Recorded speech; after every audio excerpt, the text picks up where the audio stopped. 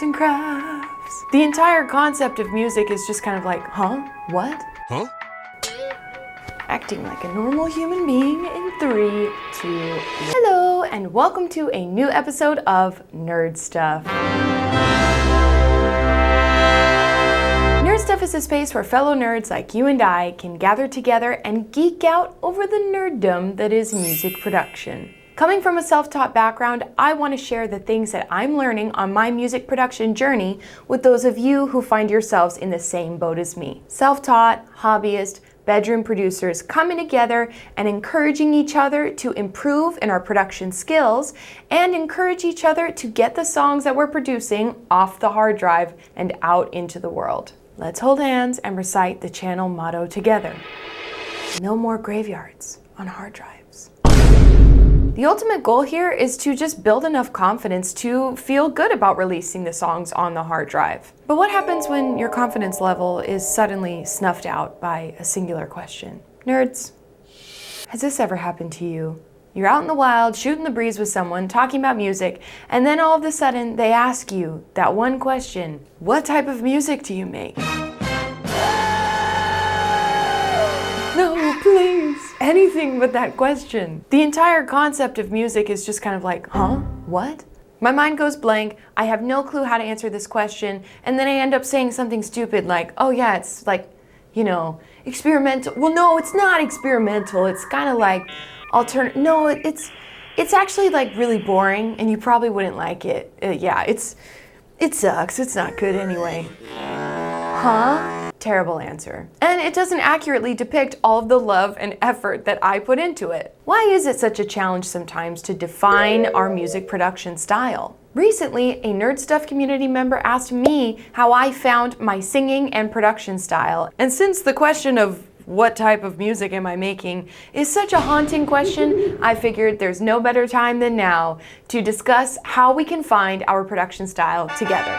Today, I want to talk about 3 different ways that we can find our production style. We can map out the foundation of our creative influences and then see how those influences evolve over time. We'll discuss the importance of having a constant influx of inspiration in our creative lives. And then lastly, we'll talk through some practical tips to take all the stuff that we're going to learn today and apply it to the projects that we're working on. So without further ado, let's dive in together into this episode of Nerd Stuff. Music is kind of like a supermarket. Let me explain. Finding specific ingredients in your supermarket is the way that you are able to cook a recipe. And it's the same with making music. Production elements are like your ingredients, and the genres, artists, and bands that you listen to are kind of like the aisles that you peruse. And one of the best parts about producing music is that you could have gone down an aisle so many times and still find new ingredients to add to your different recipes that you may have never even known existed before. So the possibilities are endless, which is great. That also means that there's an endless amount of things that can distract you. I've mentioned in some of my recent song breakdown videos that I'm at the point in my production journey that I really want to start zeroing in on a style and a mood that feels authentic to me across all of the songs that I'm working on. Now, that's not to say that there's anything wrong with having broad strokes across a lot of different genres in your production style. But for me, I'm trying to work on stylistic consistency right now. So figuring out my stylistic foundation is very helpful because it gives me a roadmap and a pathway to follow down my production journey. Having a clear picture of the inspiration pathway. And speaking of having a clear picture, it's arts and crafts time. Arts and crafts. I made this. This is like a family tree, except about music. In order to get a better understanding of the foundations of my creative influences, I decided to make a musical style tree. The roots of the tree represent the core genres and production styles that influenced me the most growing up. And then the leaves represent the offshoots of those core influences. Let's start with the roots. I feel like these are the things that are inspiring me at the deepest level when it comes to my lyrics, my chords, and my general production style. 70s folk, yacht rock, and girl icons. So when I was growing up, my parents were inspiring me to listen to 70s folk like Joni Mitchell and Jackson Browne, yacht rock like Steely Dan and the Doobie Brothers, and because I was born in the mid-90s, I have an affinity for the girl icons like the Britney Spears, the Destiny's Child. Except when I was a little kid, most of the girl icons that I was listening to were like Stacey Orico and Zoe Girl. Zero shade for those artists though, because wow, particularly Stacey Orico, man, that girl, she could genuinely really sing. Genuine. It's one of her songs. Not genuine. Although, hey. So those are the core influences from my childhood. Let's see how those influences have evolved over time. Starting in my teenage years and up till now, I've been listening to indie folk, pop punk, emo, and alternative, R&B and powerhouse vocalists, and more pop girl icons. Think like Mumford & Sons, Bon Iver, Fleet Foxes, Paramore, My Chem, Panic at the Disco, Rihanna, JoJo, Frank Ocean, Chris Brown, although yikes, Lana Del Rey, Katy Perry, Marina and the Diamonds, Lady Gaga, the classics. When you start to really analyze your creative influences and tastes, you can start to see some of the through lines in why you gravitate towards certain artists or bands. I think it's pretty obvious that liking indie folk stems from listening to 70s folk, but I also think there's an argument to be made that that's why I also ventured into this territory. I think there's something to be said for the connection between pop punk, emo, and alternative and 70s folk, because at the time, a lot of 70s folk artists were writing protest songs, they were tackling really huge topics, they were divulging their feelings in really unique ways. Hello. That's what these genres are all about. There's a connection. Or maybe I'm just making it up. I digress. What does all this information say about me as a creative person?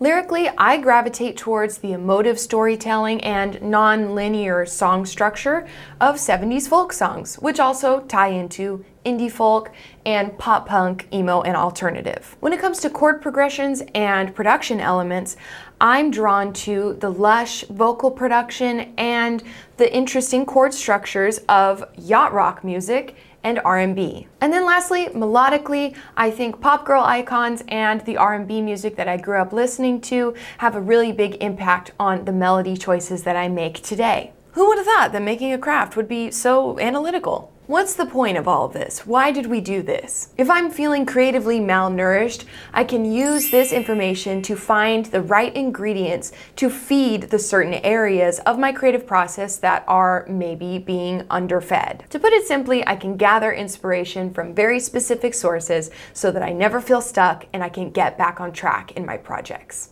For example, let's say that I'm stuck on a lyric for one of my songs. Because I know where my lyrical inspiration comes from, maybe it's time to put on some Joni Mitchell or The National. Maybe I'm feeling really uninspired by the chord progressions I'm coming up with, so I should listen to some Frank Ocean, and that will definitely get me inspired. Or maybe some Amy Winehouse, or try and play along with a Kenny Loggins song and see if that brings any inspiration. Or maybe the song that I'm working on doesn't have the right melody yet. It's feeling a little weak and I'm not exactly sure what to do. Listen to SZA, maybe pop in an old Britney Spears CD, put on some Brandy. Impossible. No matter where I'm getting stuck in the process, I can come back to my core influences and gather the inspiration that I need. But it goes without saying that there are always periods in our lives where we're feeling uninspired even by our favorite artists. So what do we do when we enter into the Sahara Desert of our creative expression? I think one of the most important aspects of making music is having an intentional and consistent creative influx of inspiration. Using the metaphor of a tree, your branches are growing outward and upward, and you need lots of nutrients in order to encourage strong, healthy growth. I think it's the same with carving out your production style. If you're not intentionally and regularly consuming music that feeds your creativity, it's gonna be a lot harder to fill in those gaps and the missing leaves that serve as your inspiration that you can pull from when you need it. I know, I speak for myself, it's really easy to get set in our ways and not branch out, pun intended. Sorry. We can get tunnel vision sometimes when it comes to listening to music and making music as well. But if I want to grow in my art form and expand my horizons, then I need to be intentional about digesting new music on a really regular basis. When I'm looking for new music to keep me inspired, I already have an idea of what aisles I want to go down in the proverbial musical supermarket. Do some light research on your favorite artists. A quick Google search told me that Joni Mitchell was really inspired by her fellow folk artists like Bob Dylan and Leonard Cohen. But later on in her career, when she was making more jazz-type music, one of her main points of inspiration were people like Miles Davis and Billie Holiday. Yacht rock is heavily inspired by the black artists that were making disco music, R&B music, and jazz music, just to name a few, during the 70s and 80s. So people like Stevie Wonder, Earth, Wind & Fire, Roberta Flack, Donny Hathaway. Someone like Britney Spears is also noted to be inspired by people like Madonna or Janet Jackson. Another aspect of research could be reading people's biographies, watching their documentaries, looking up who their favorite authors or poets were. If your production style is being influenced by these core artists and genres, then what inspired them the most will likely inspire you as well. Okay, we've discussed a lot. We've talked about how to determine our foundational influences. We've discussed prioritizing creative inspiration as a regular part of our production routine.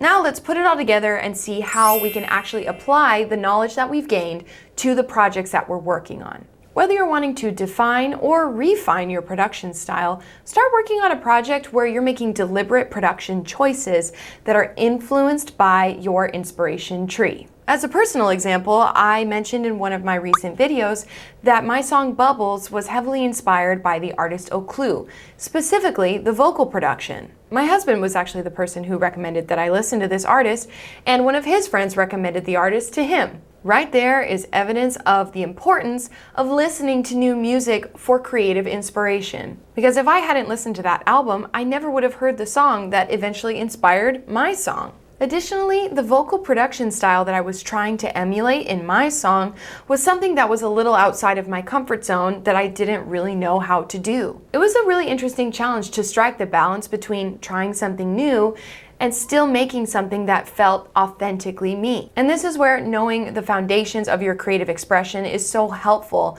because even though I was trying something new and outside of my usual territory with this song, I know that my creative fingerprint is still on the song. It's got that mismatched lyrical structure style that I really enjoy, and that comes from my lyrical inspiration. There are lots of familiar background vocal styles that I chose that emulate the pop girl icons I grew up listening to that help to support the new production style I tried with my lead vocal. And it's got that interesting chord structure that I gravitate towards based on my influences. Now you might be saying to yourself, Mary, this is all cool, and your craft looks awesome, and you're so smart and so nice. What? But shouldn't you just be able to make whatever kind of music you want and not feel like you have to follow a certain path? Yes, of course. But as I mentioned earlier, I'm at the stage in my production journey where I'm still trying to carve out my sound. I know that a one-size-fits-all scenario is not going to work for everyone because everyone is unique and different. But for me and where I'm at in my production journey, figuring out my core influences and the foundation of my creative expression was so helpful, because I am still trying to define my production style and my writing style, because now I know that if I need specific inspiration for lyrics, chords, or anything else, I know exactly where to find it. And I'll leave you with this, that just a reminder, your production style should adapt to you as an ever-evolving, growing, changing human being, not the other way around. Music is not meant to be put in a box or constrained by a certain set of parameters, but for someone like me who is actively looking for structure in defining their production style, doing this is really helpful. It's basically like a roadmap to my creativity. And at the very least, if I've done nothing else during the course of this video, hopefully I've inspired you to craft. Because this was fun. Who needs a phone when you can just make like second grade level poster board art that's gonna help you in your creative journey? Whoa, you should make this. That's all for this episode of Nerd Stuff. Thank you so much for watching. I hope I did this topic justice. This is a very unique topic, and I know that it's going to be different for every single person, but it was a really fun project for me to work on, and I'm really grateful to the Nerd Stuff community member that asked if I could share on this topic. So on that note, if you have something specific that you want to dive into in this series, let me know in the comments and I'll add it to the list. Please consider becoming a subscriber and proving that you are the nerdiest in all of the land. And of course, give the video a good old thumbs up. Bye!